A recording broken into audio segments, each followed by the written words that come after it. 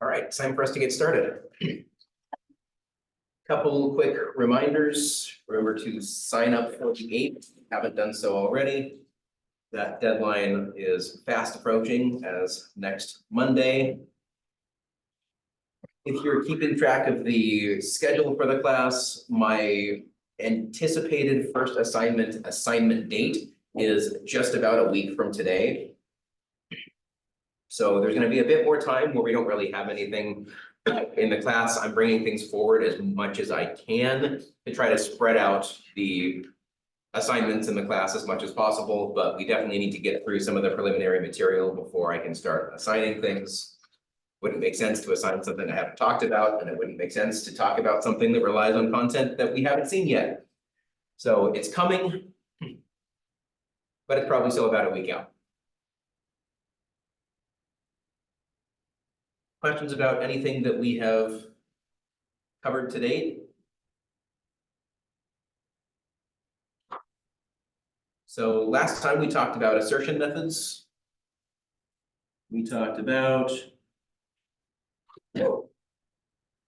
all of these values, the associated optional message that could come with them. We gave some examples of them using some kind of pre-constructed array list. If we wrote our own array list class, we would want to make sure that we could write tests that validate that it works correctly. These would be a couple of types of tests that you could write. Usually you want to test individual methods, and you want to set it up so that you make some kind of new list and then do something to that list to verify that certain operations work in certain orders. We will talk much more today about exactly what you can do with that, what a well-structured test looks like, and some of the options that you have available to you to make your tests more robust. We talked about how to run a test class in IntelliJ. We talked a little bit about the concept of good tests, and now we're ready for an exercise. So it's very important that people think through and ask any questions you have ahead of this exercise, because I think this exercise it's a two-parter. We're going to do part 1 now and come back to part 2 in the future. So we have a date class, and the date class looks like this. We have an overloaded constructor, 2 possible constructors that we can call. If we call the constructor with no parameters, it sets the date to today's date. If we call the date constructor and pass it 3 ints, a year, a month, and a day, then it sets the date to the year, month, and day that were passed in.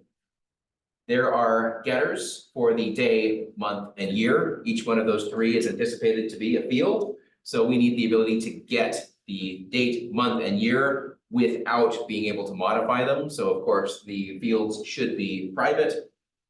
If you want access to the day or month or year, you need to call the getter, not just say .day, .month, .year. You need to say .getDay, .getMonth, or .getYear. We have a function that's going to return the number of days in the current month, whatever the month happens to be. We need some way of returning that. We need the day of the week. So based on the date, we need to return a string that says what day of the week it is. There's an equals method that's going to determine whether 2 dates store the same date. There's an is leap year that determines whether the current year is a leap year or not. Then there's a next day that takes whatever the date happens to be and advances it by 1. And then there's also a toString that prints everything out. Did I mention add days? I did not. So you pass a parameter, the number of days, and it adds that many days to whatever the date object is currently storing. So we can pass in 1,000 days and it would teleport you in time 1,000 days into the future. So your task, we don't care about how any of this is implemented. Test-driven development says that in order to do tests, we don't need to know or understand the underlying code. So we should be able to write tests to determine whether or not this date class works as we would expect, without actually looking at the code. So let's do that. Try to come up with some unit tests that verify the following things. And note that I'm not expecting at this stage for you to write the entire test. Just come up with the associated logic. I would want to test this, and you can just write it in English for the moment. We will talk about well-structured tests, and then we will come back to this exercise, and I'll actually have you write the test for it. But for now, just come up with the logic of the tests, like what values would you want to check to make sure that, one, no date object can ever get into an invalid state, and two, that the add days method works as you would expect that it does. So this should not be something that is done individually. Grab at least one person who is next to you. You're welcome to work in reasonably large groups. You can make it 3 or 4 or 5 if you'd like to. Find some people around you and think about whether or what kinds of tests you could write that would verify that we can't get into an invalid state and add days works as we would expect.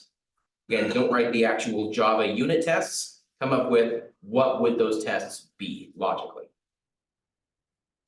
Go for it. I'll give people a while.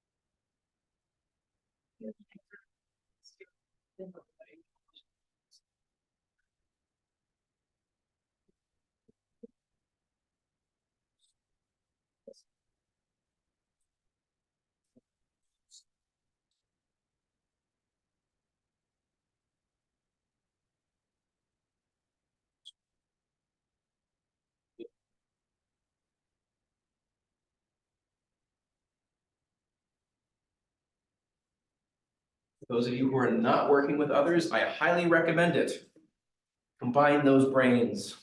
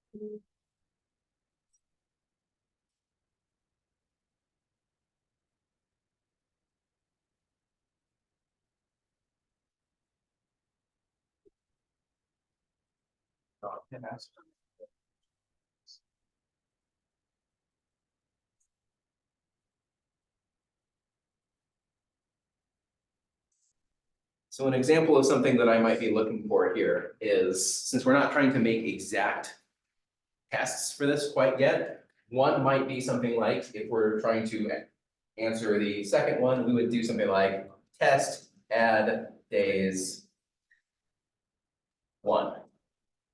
Great. We're not going to come up with a logic for exactly how to validate that we did this correctly, but this would say that we want to test add days and pass it 1 day and see if it ends up being tomorrow.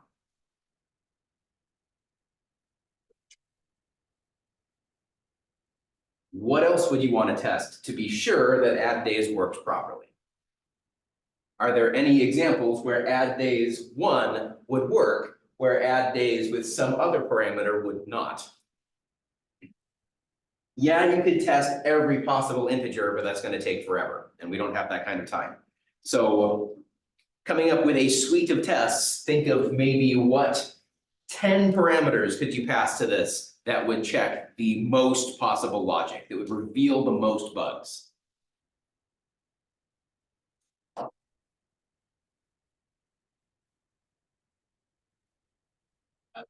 For the first one, think about how a date object could get into an invalid state. What would that look like? Like a negative number? Yeah, if we had like a negative year, for instance, that doesn't really, well, maybe that does make sense. If we wanted to go back before the year zero, maybe we would allow for that, but the day of the month, for instance, shouldn't be negative.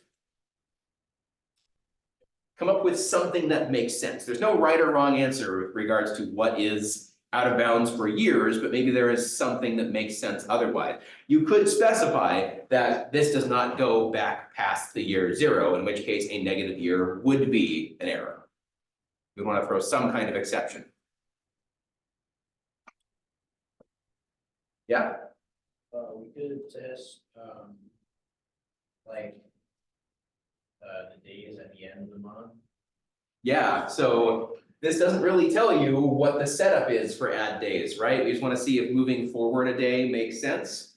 But what if I did something like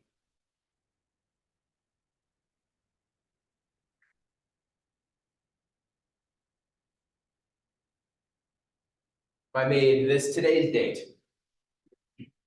and then I checked add days 1.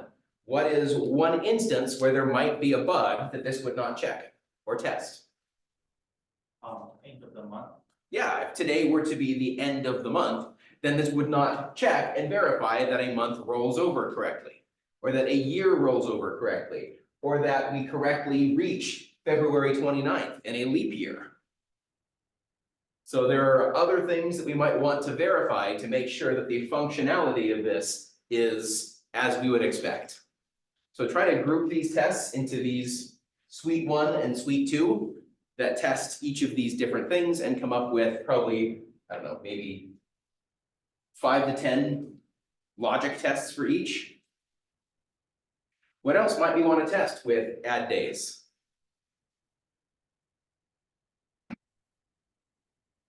So we talked about the month rolling over, we talked about testing leap years somehow. What else might we want to test?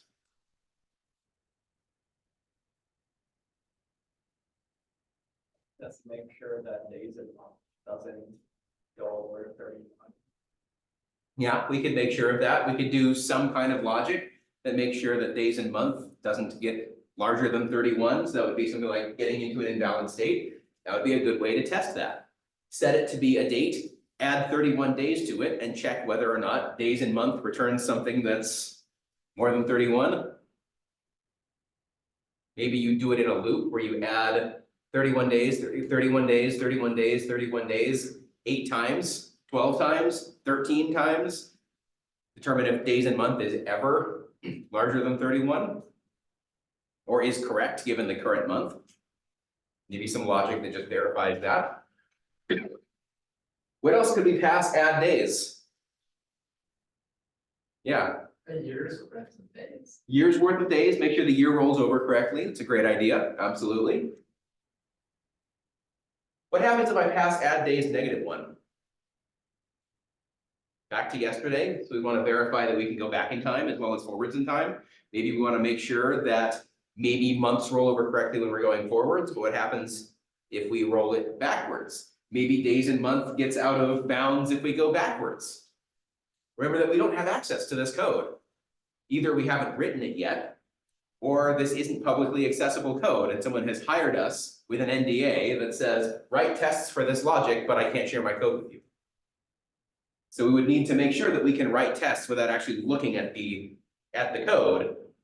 You might want to write the test based on the code that is there, but that's generally bad design. The functionality is the functionality regardless of the implementation. So you can write tests directly off the interface rather than looking at any concrete implementation of this interface. Other thoughts? What else could we test to make sure of these things?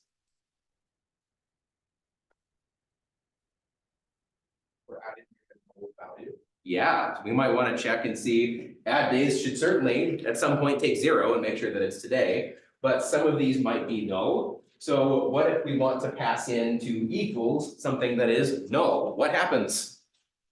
We want to make sure that we get some kind of exception thrown. Or at least that it returns false, at the very least. So these are the kinds of things that you want to be thinking about if you're going to be writing tests for code.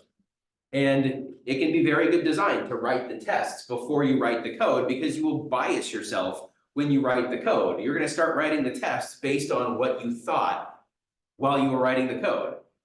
So if you didn't think of some associated logic while you were writing the code, when you go to write the tests, you're probably also not going to think about it. If you start fresh from a testing perspective, you will write the code, think that you're done, run your tests, and one of them will fail, or more than one of them will fail.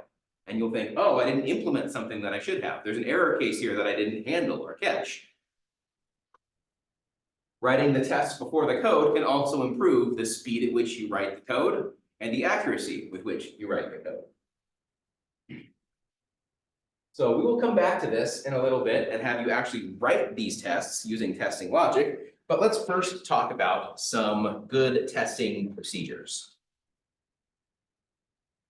All right, let's attempt to analyze this code. Errors is probably the wrong word, but find the design flaws would probably be a better term here than errors. Here we're going to write a couple of tests for this date class. Is there anything either wrong with this or that should be included or removed or anything of the sort?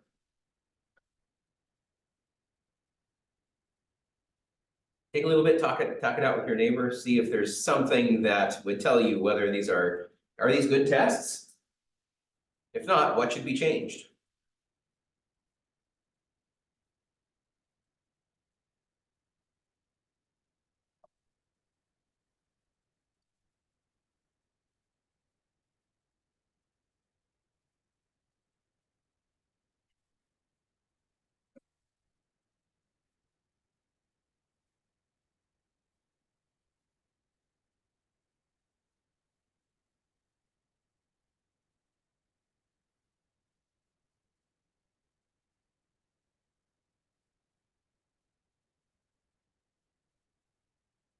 Anyone see anything?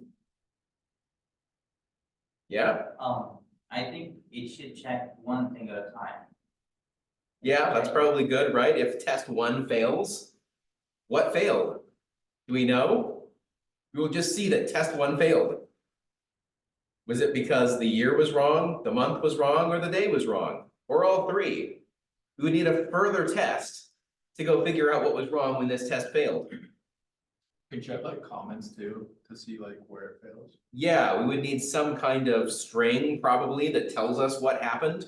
That would be a good idea. Do both of these tests compile?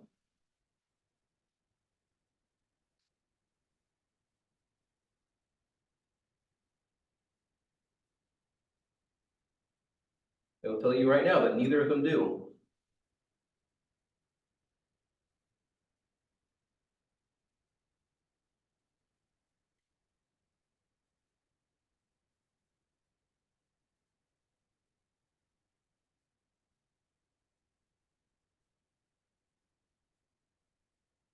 That's a lie. They will compile, but they don't do what you hope they do. It's because the parameter order was swapped. So the expected should come before the actual. We are stating that the expected value is what the code generates, and the actual value is something that we state, when it should be the other way around. So expected comes before actual. And then even better for test 2, we would want to make sure that if we're going to do something like add 14 days to the current date, then somewhere in our assert equals, we should say year after 14 days has been added to it. Something like this. So now if we know that we see that test 2 failed, we will see an associated error message that explains what went wrong. And now if we see a failure around month after 14 days, we know that the year after 14 days was correct, but the month was not. That said, there's still a big flaw with this, and this was pointed out nicely a couple minutes ago, in that each of your tests should have 1 point of failure, not a bunch of points of failure. Because if year after plus 14 days fails, what do you know about month after 14 days or day after 14 days? Nothing. Those tests weren't run because the first assert equals failed. It does not run all of the tests and report all of them to you. It runs until it reaches failure and then reports that. So be very careful about that.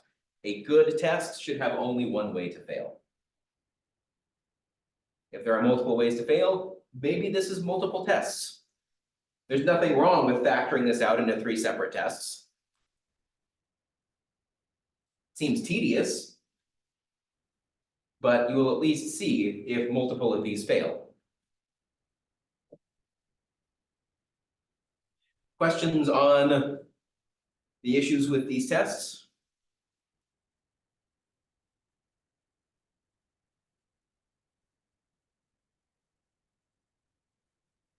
All right. Just like our code needs to be readable, our tests need to be readable.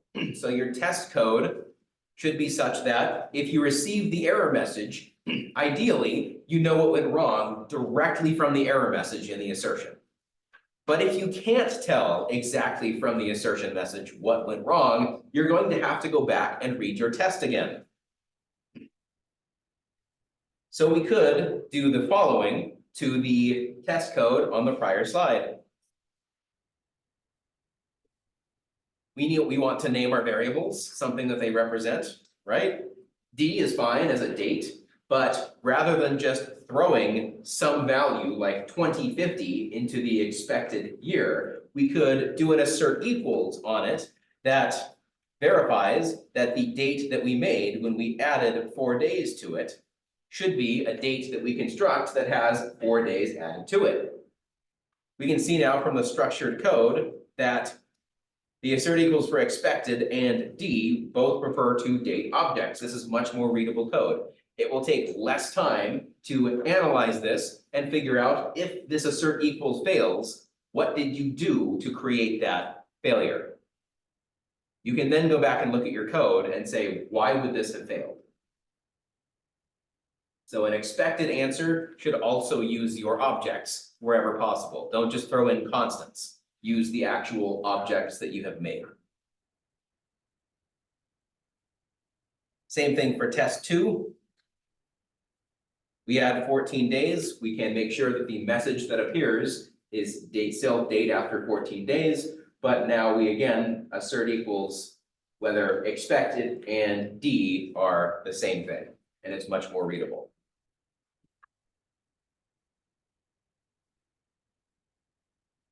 Anyone see any other issues with the readability of these? There's still a big flaw with the readability of both of these tests.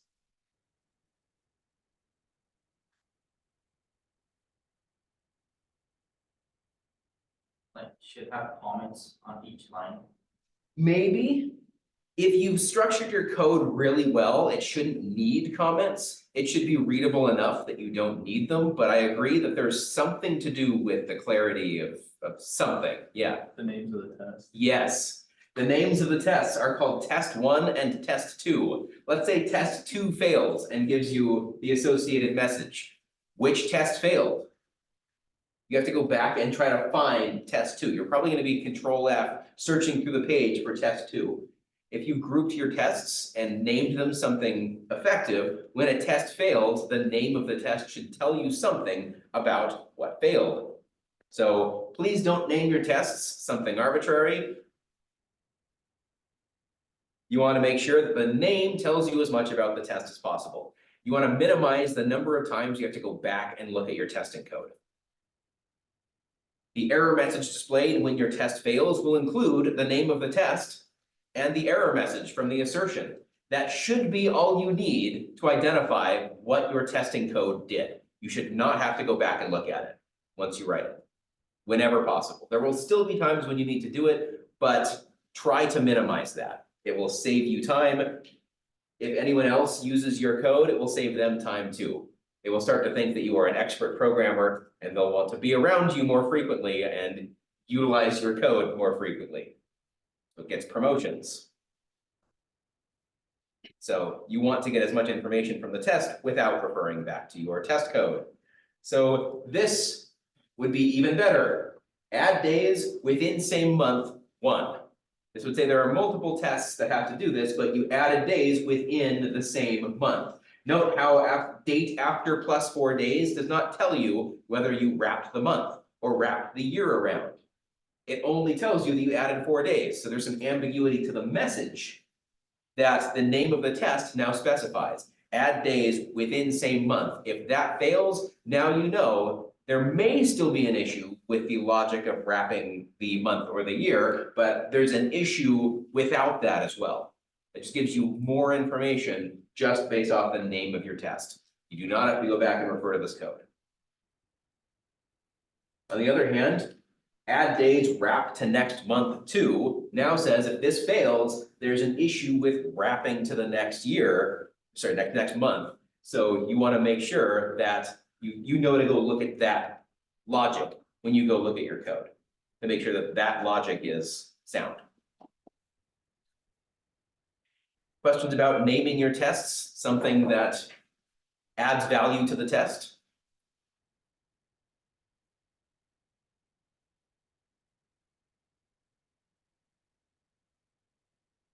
Just like test names can be good or bad, assertion messages can also reveal more information or less information depending on how detailed your assertion messages are. So you do not need to give the expected and actual values. Saying something like expected was this, actual was this.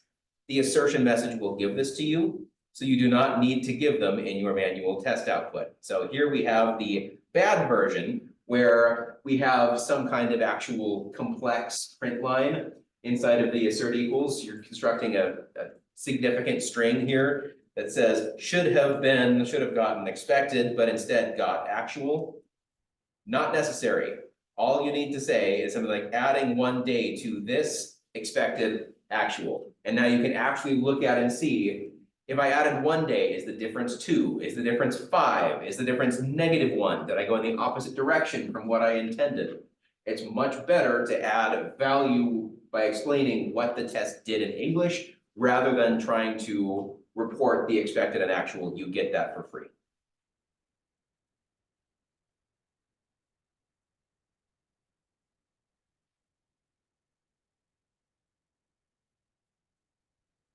Some tests may never finish. If you've written any code that ever goes into an infinite loop or does something that you don't expect, where your code takes longer to run than you would expect, you can actually add this to your test. And when it fails, it can tell you why it failed. Did it fail because it didn't get the expected value? Or did it fail because a certain amount of time elapsed and the test didn't finish? So if you want to do something like testing a loop that may be infinite, you can add a timeout to it. So we'll set a timer and fail if the timer reaches 0. Let's take a look at a bad example of this and a good example of this.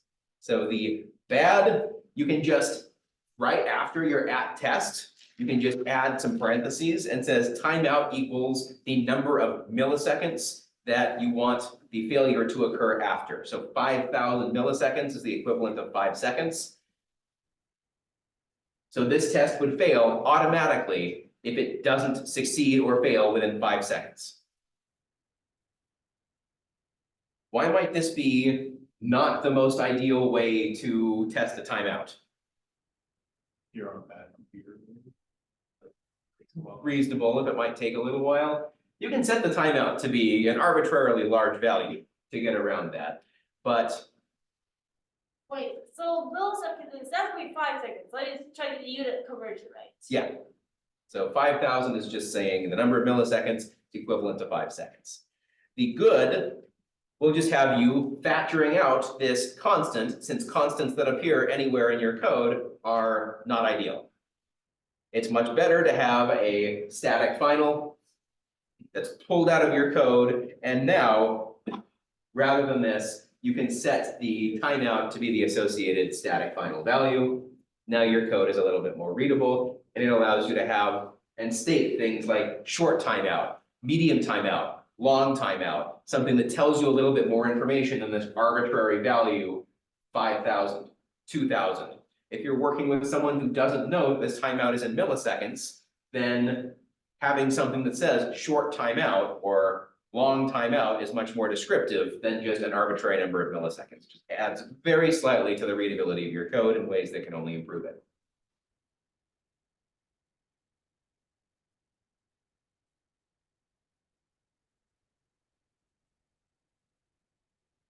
So now that we know some things about timeouts, use them on tests.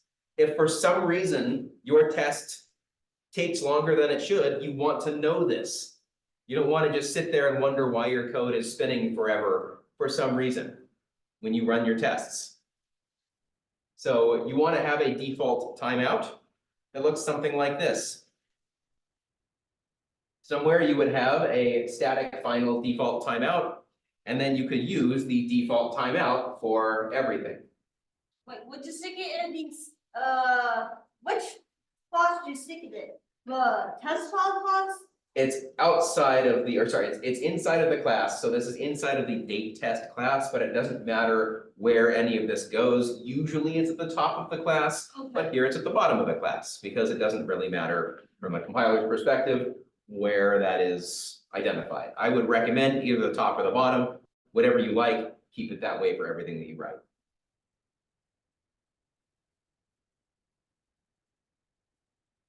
So make sure that every test that you write has a timeout. There's no reason that any of these tests should take longer than 2 seconds. This will just give you one more point of failure. If the test fails, now you know, oh, the test timed out. You won't spend 5 hours trying to debug an issue that isn't there.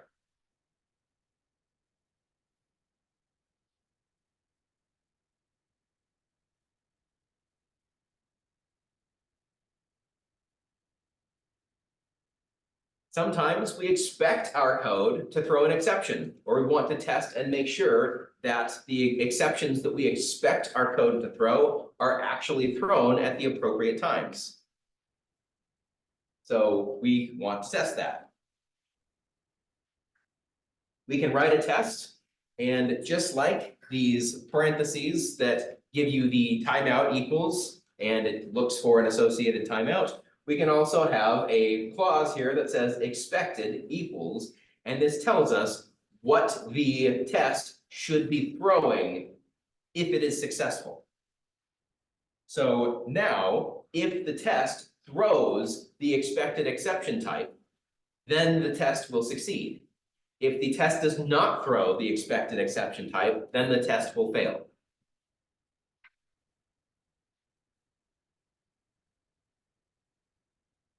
This makes sure that your code isn't trying to work when it's not supposed to. An example of this would be something like expected equals array index out of bounds exception dot class. If we make a new array list and then try to access the fourth element of it, we should get an array index out of bounds exception. So we can just write a test that says, can we access the third element, or the fifth element of the list when it's empty? We should not be able to. So this test will succeed if we get the expected exception. It also tests and makes sure if you have a method that throws multiple exceptions that you're not accidentally throwing the wrong exception type in a certain situation. This will fail if you get an exception that is not of the expected type.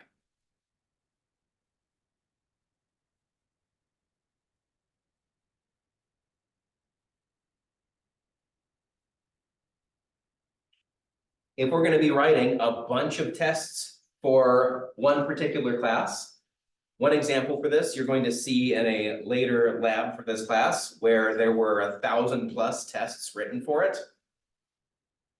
That's a lot of tests.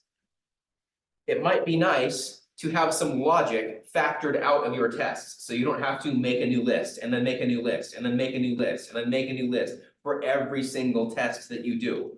Maybe you want a default logic that's been done before this test runs so that you can factor it out. Like we've talked about before, anytime you are copying and pasting code, it's a waste of time. Computer scientists think about this and want to make sure that that useless work is minimized.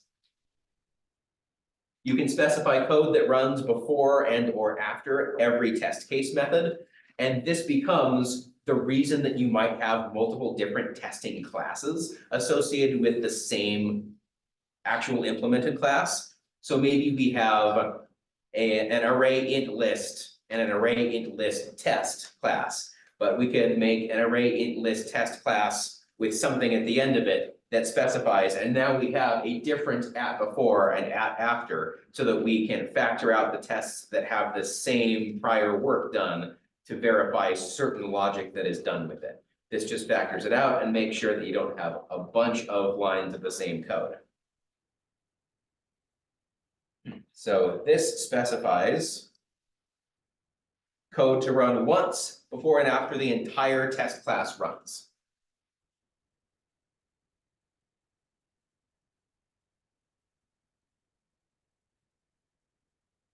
And you do that with at before class or at after class. So at before runs before each section of test that's there. At before class runs once before everything is done. So there's a difference between before and before class.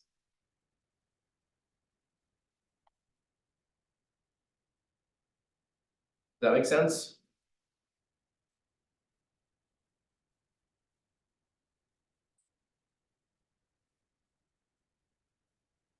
I want to make sure that difference does make sense. Does anyone want to explain the difference here between before and before class in a way that makes sense to you? Yeah, Seems like before, we're in a multiple case, like, oh, within this class, it's just this method I'm testing. yeah. Before and after. So for instance, yeah, if you wanted to make an array int list and you want to make it once and then iterate and test, if I do this, run this test, and then I do this and run this test, and then I do this without making a new list every single time, you would use at before class. That would only do it once and then run each of the methods. At before would make sure that we make the new list and then run test 1. We make a new list, run test 2. Make a new list, run test 3.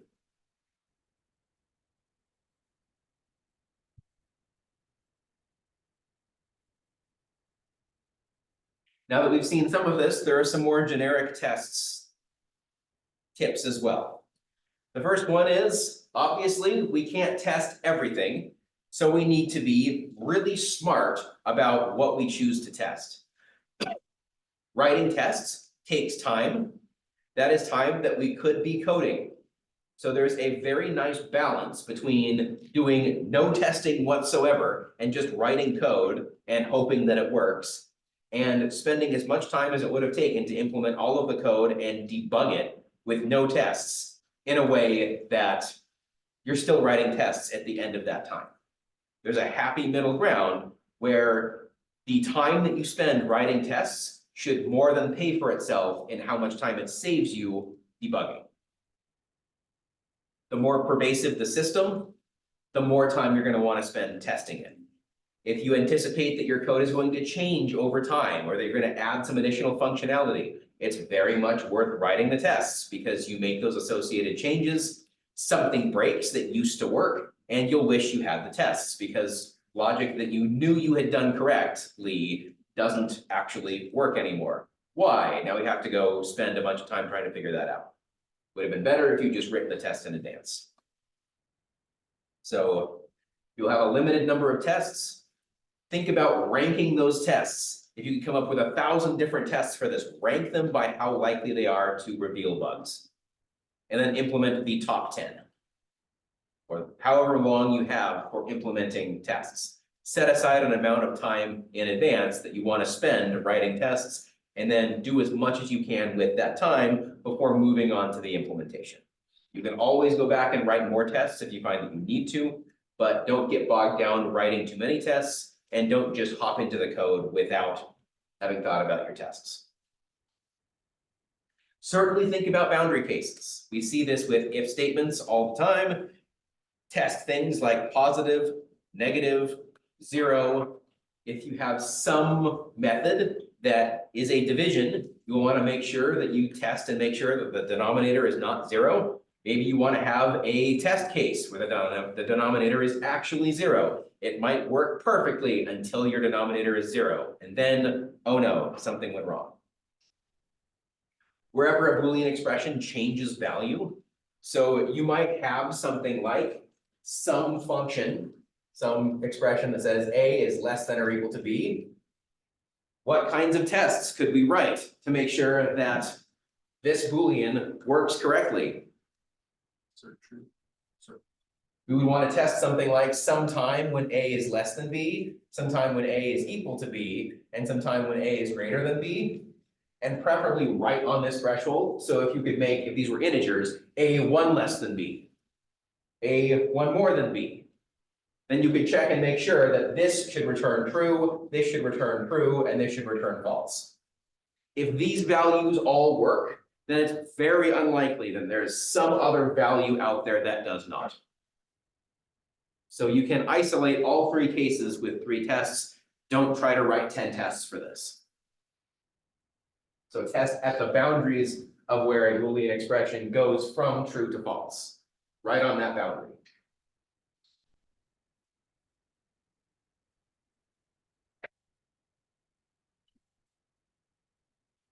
Test empty and error cases. So these are frequently integers like 0 or -1. If it's an object, test a null object, pass in a null object and see what happens. If it is a list of some kind or a string, pass in something that exists but is empty, or a string that is the empty string. These most frequently fail because they have not been checked or tested. You can also test behavior together, and this just means that maybe you have an add and a remove.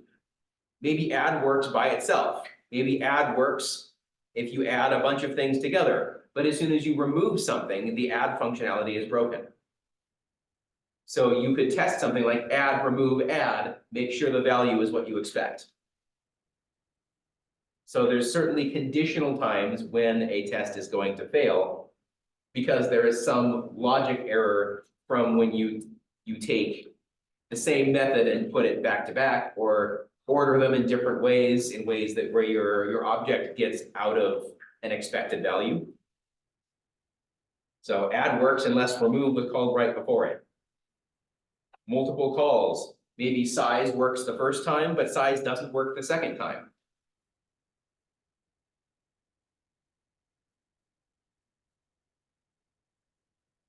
All right, taking all of this together, what's wrong with this test?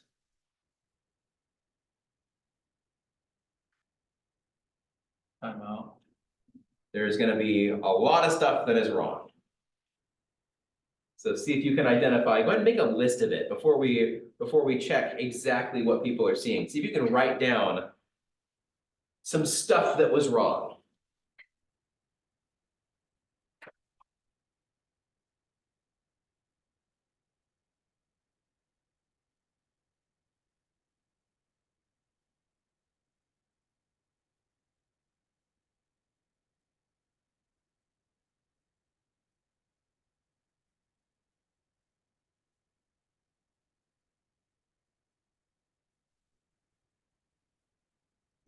Talk to the people around you, see if you have identified the same things.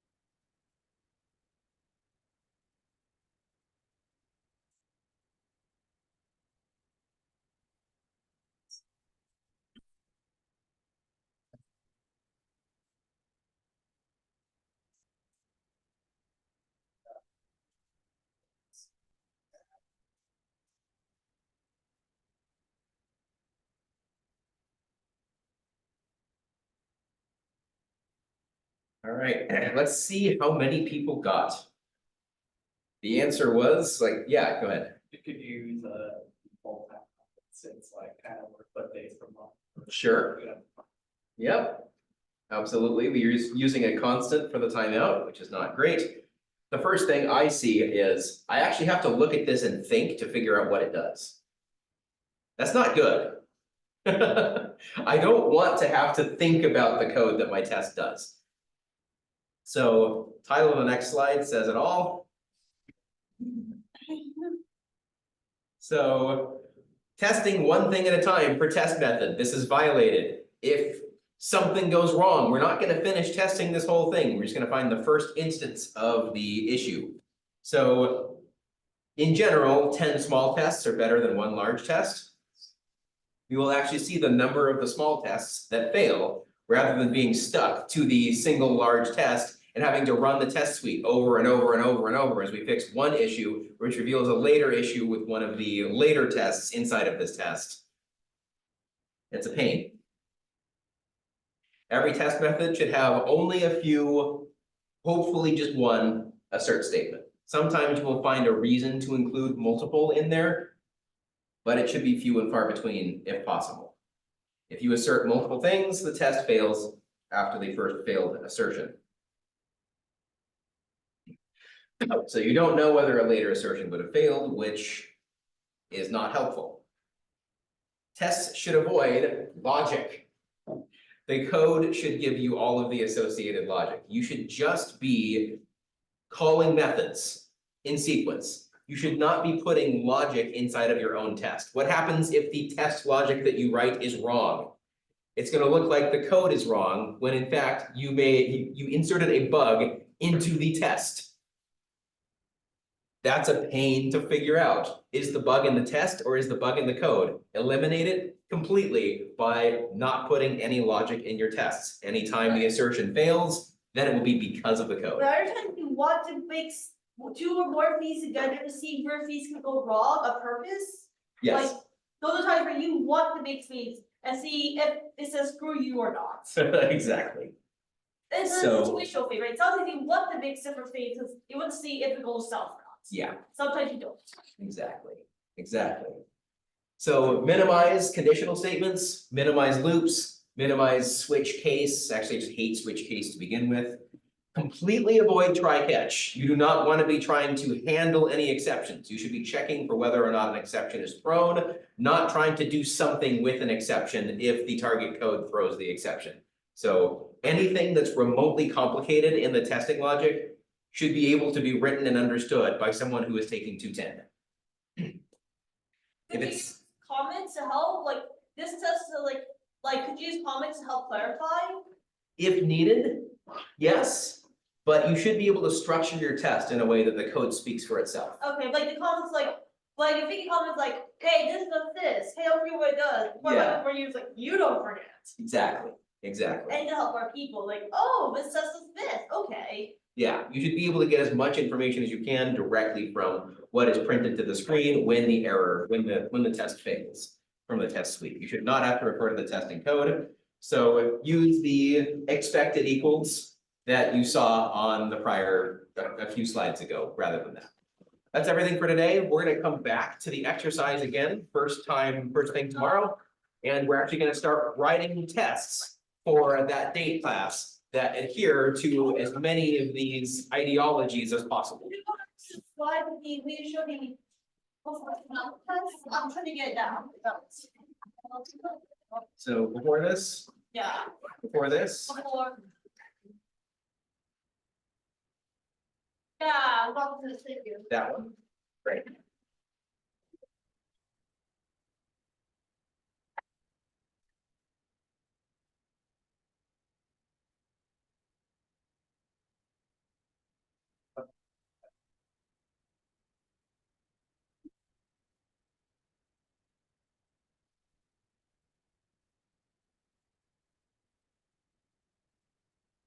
But Excellent.